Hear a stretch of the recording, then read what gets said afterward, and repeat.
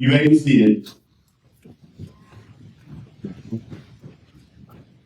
Good afternoon, everyone. It's a pleasure to have you here today at Elton Public School. The graduation ceremony honoring the class of 2025.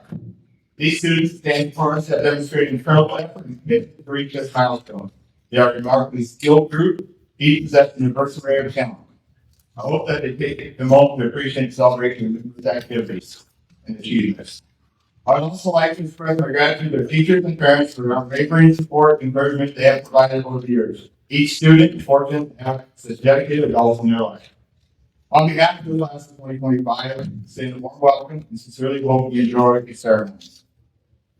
It is my honor at this time to introduce Kelly Hygoff and to give her the salutatory award and invite her to the podium to give her address.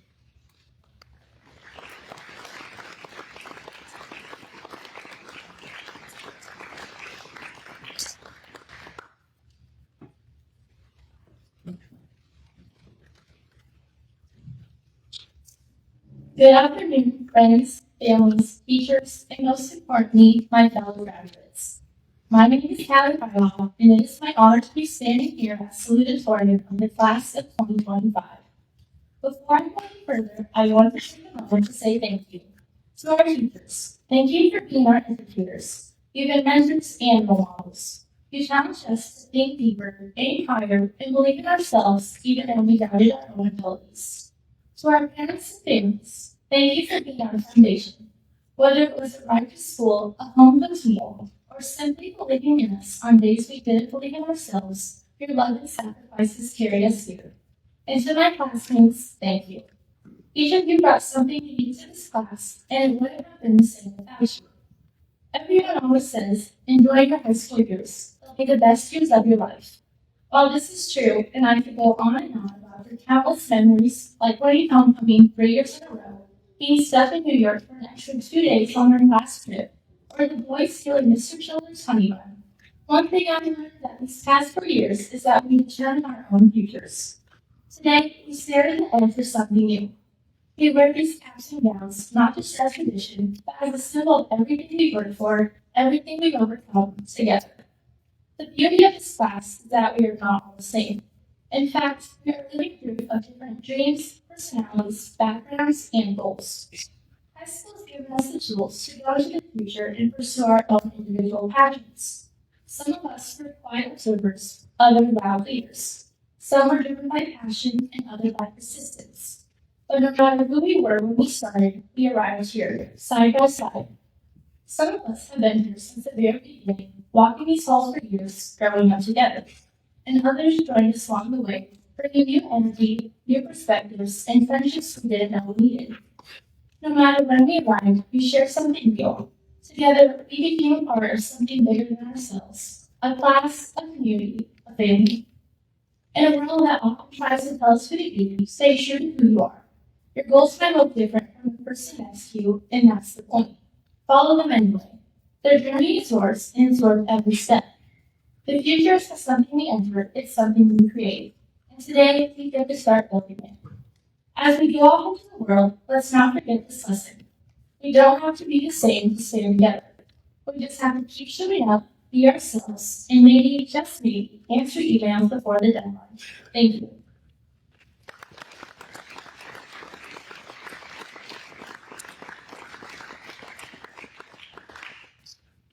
It's my honor to present Sarah Bodie with the valedictorian award and invite her to the podium to give the valedictorian address.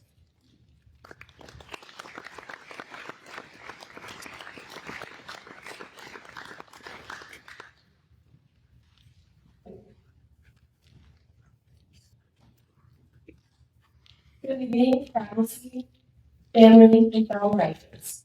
It is an incredible honor to stand here before you tonight as a valedictorian of the class of 2025.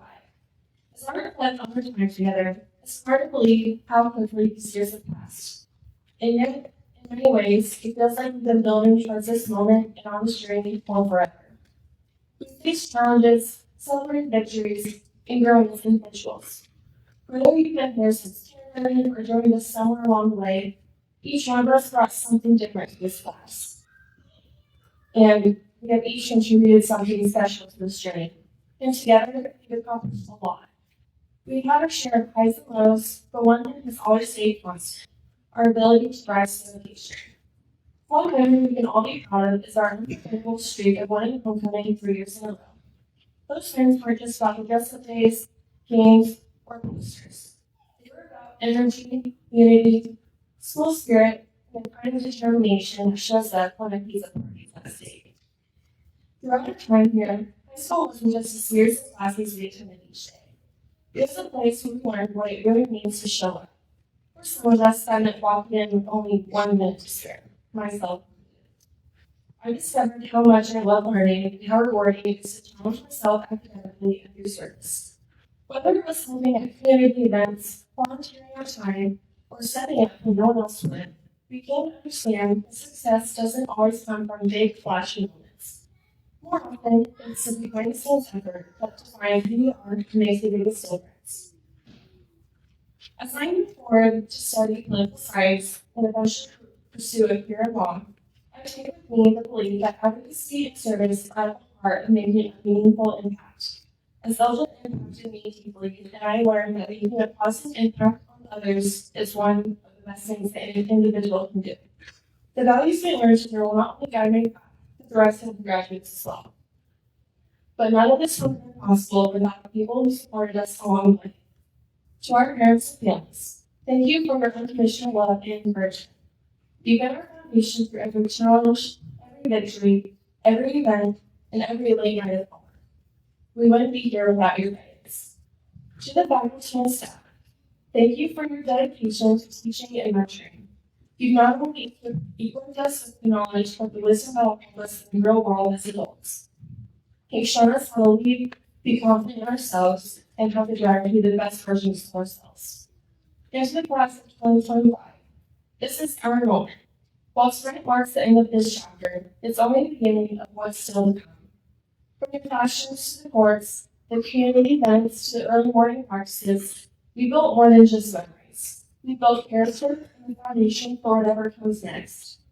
As we each go our separate ways, I hope we continue to stay true to ourselves, embrace what makes us different, and never stop trying to be the best person we can be. Congratulations to each of you. We made it.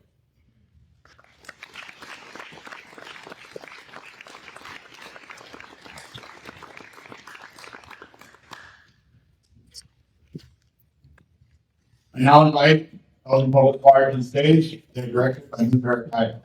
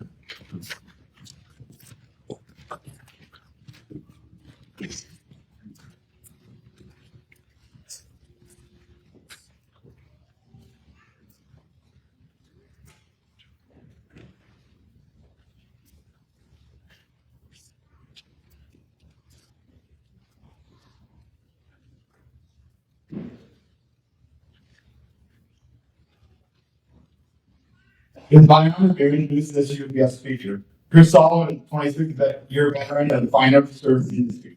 He has spent all 26 years with Ameriprise Financial. He is an Ameriprise Financial Service Advisor and holds a chartered retirement planning counselor, designated from the College of Financial Planning. He is a 1995 graduate of Elton Public School and a 1999 graduate of Midland University, Bachelor of Science degree in Business Education. Please welcome back Mr. Chris Solomon.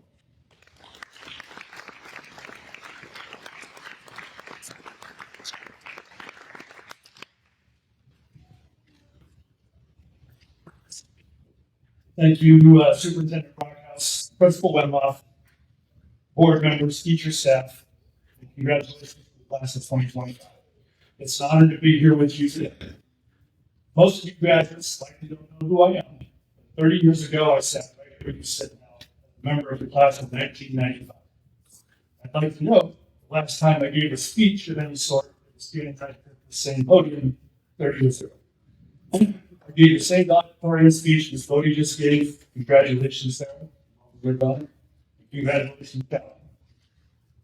So with 30-year gap between speaking arrangements, to say I'm out of practice is an understatement. So please bear with me. I'll try to keep this short and hopefully somewhat thought-provoking for you. When Mr. Redhoff first reached out to me and asked if I would address this class, I responded the way I would expect most of you would. Oh, no, thank you. I did let them know that I was flattered to be asked, but I didn't want to leave or want any of that stress and anxiety I'm feeling currently.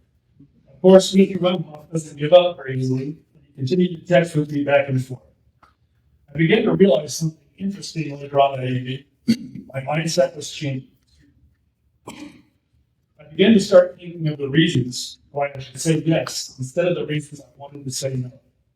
I asked if he'd give me 24 hours to think about it, and I'd give him the answer in the morning. So that evening, as I was relaxing at home, thinking about all the stress and anxiety and effort giving a speech like this is required, wondering what I would even have to say to graduates that would be meaningful, three things started to take shape in my mind. I began to realize they were the reasons I should say yes and what could become this address. So I'm going to share with you these three thoughts that led me to be here today. The first one is friendship. The week Mr. Wemhoff first reached out to me, one of my best friends from college was dealing with the sudden death of his father. His hometown was about 2 hours away from Omaha. As I spoke to them about funeral arrangements, he seemed surprised that I was going to drive 2 hours there and back, visitation, 2 hours there and back to the funeral this morning. It wasn't even a thought to me, of course. After all, he was one of my best friends. I knew his dad about it. So now here's another great friend, Mr. Wemhoff, asking me to be here today. I didn't immediately say no. I started thinking, now he has to ask someone else, then someone else. And I could have just said yes and taken this office to do this.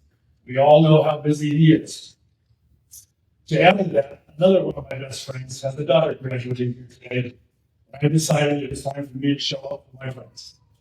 I urge each of you graduates to consider that idea, showing up for your friends, especially when it's something you don't immediately find appealing. That is when we need to show up for our friends the most. That is when it's going to be the most to them. You're going to be asked to do fun things with your friends and you won't hesitate to say yes. But consider how much more it means to your friendship to show up when it's something not as fun. Over the next 20 or 30 years, the circle of friends is going to grow and change and evolve. And when you get to be my age, and you think of your closest friends, a circle of friends that might be much smaller, those you consider your closest friends will be the ones who showed up for you along the way. They stood by you in good times and hard times. They pushed you to become better human beings. They chose to be your friend because of who you are. Others will, of course, remain acquaintances. True friends, you'll want to show up. I wanted to show up for my friends today. The second thought I had was a little more self-serving. I probably regretted it.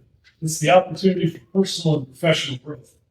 Opportunities are not always obvious to us when first presented to us. Rather than seeing being here today as an opportunity, I saw it as work and stress and anxiety.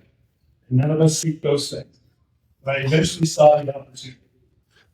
I've been a fairly successful professional as a financial advisor. I've been through hard times. I've been through good times running my business. I have wonderful clients who have great value to my life while allowing me to make a very good living. But any professional will tell you, we always want to be better. Better with every aspect of our work and our relationships. And to do that, from time to time, you need to do things that make you truly uncomfortable, which is what I'm doing here. Some of you graduates will get through college and find work, and some of you may start working right away. You'll have failures and successes along the way. You'll change jobs and careers. You will all make a living. All along the way, you'll be presented with opportunities that, at the time, feel nothing like opportunities. I urge you to look for the opportunity in every situation. Opportunities to test yourself with something uncomfortable. Watch for those opportunities especially. Be careful not to dismiss them as work or inconvenience. Whether in school or eventually in your careers, whether you become a nurse, farmer, teacher, business owner, or whatever else, you'll be presented with opportunities to grow and be a better version of yourself. Don't pass them on. The final thought that ultimately solidified my decision to be here is probably the most important. It's quite simply pride. I'm proud to call Elgin my hometown. I'm proud to have been offered the chance to be here. I'm proud to be an Elgin High graduate, and I'm proud to represent my graduating class 30 years ago. Don't underestimate how the rest of the world views small town kids. It matters to people more than you think.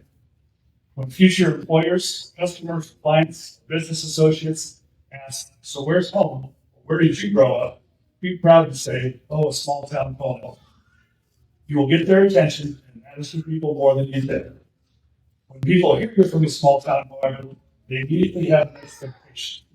There's an expectation that you have a strong work ethic, you know right from wrong, you look out for it and help others, you make sure that you do what you say you will, and you make sure that your job is done the best way you know how.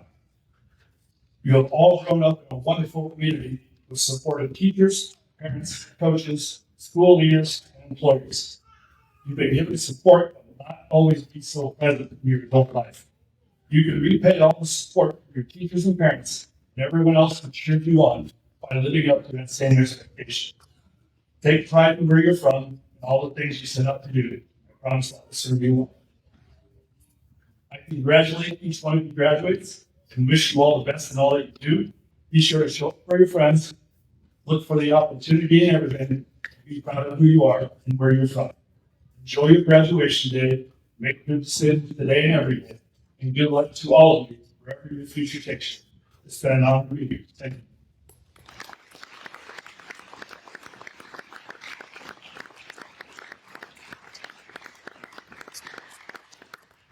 Thank you, Chris. Please enjoy the following video and prepare for the senior plan.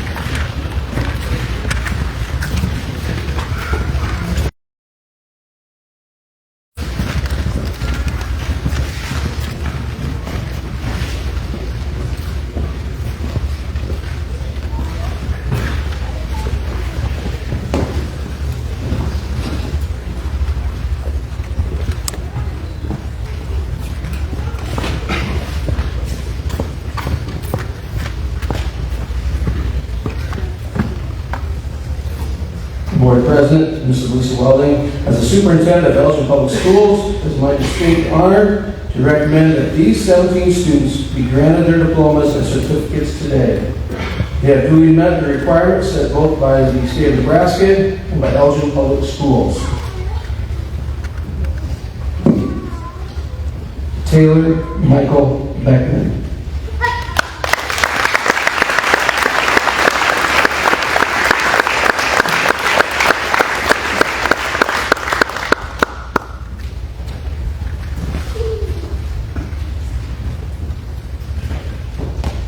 Michelle Bowden.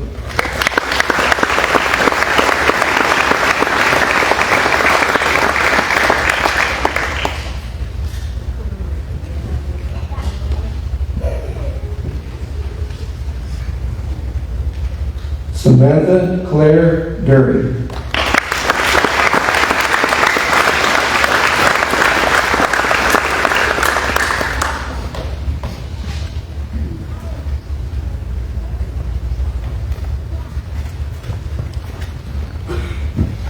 Kate Michelle Furstenau.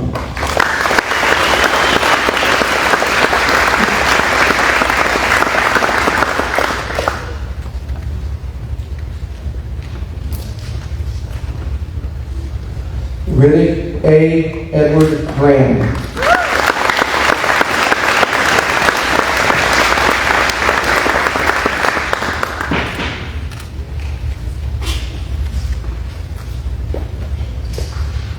Callie Grace Heidoff.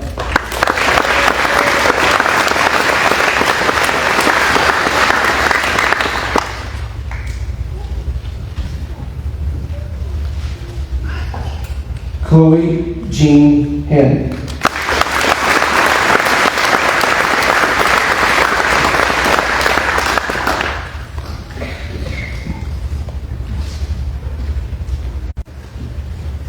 Austin Michael Hinkle.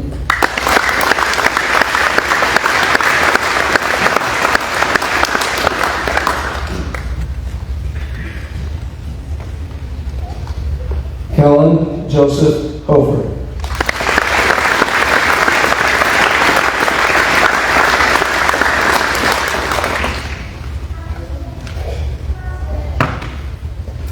Landon Dwayne Koloff.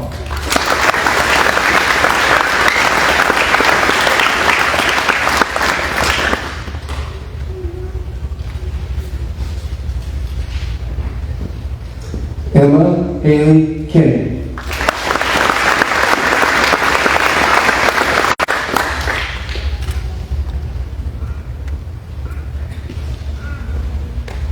Dylan Kenneth Coleman.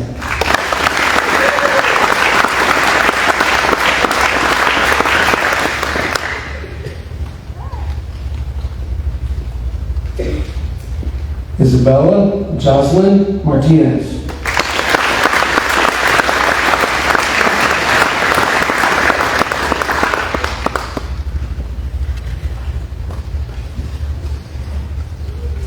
Trissa Renee Russell.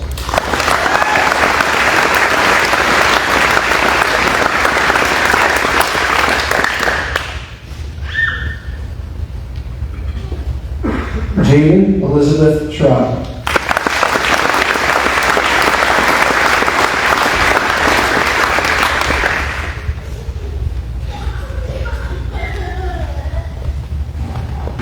Caden Lee Schwarter.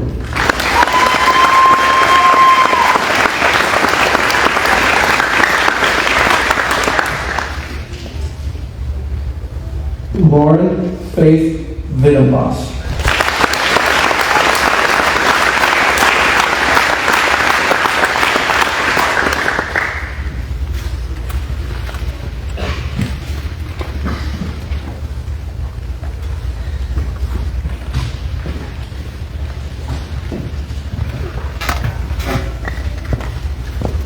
Ladies and gentlemen, I'm honored to present to you the Elgin Public School Class of 2025.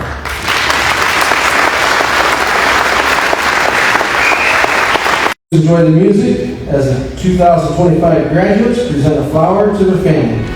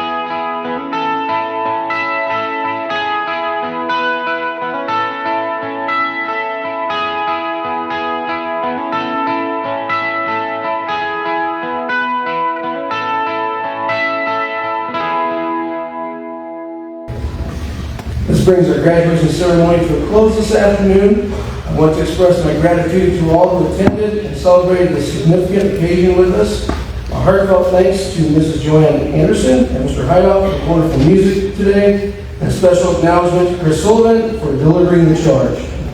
Please join us for receiving the line outside the gym. Let us now take a moment to congratulate and celebrate the Elgin Public School class of 2025.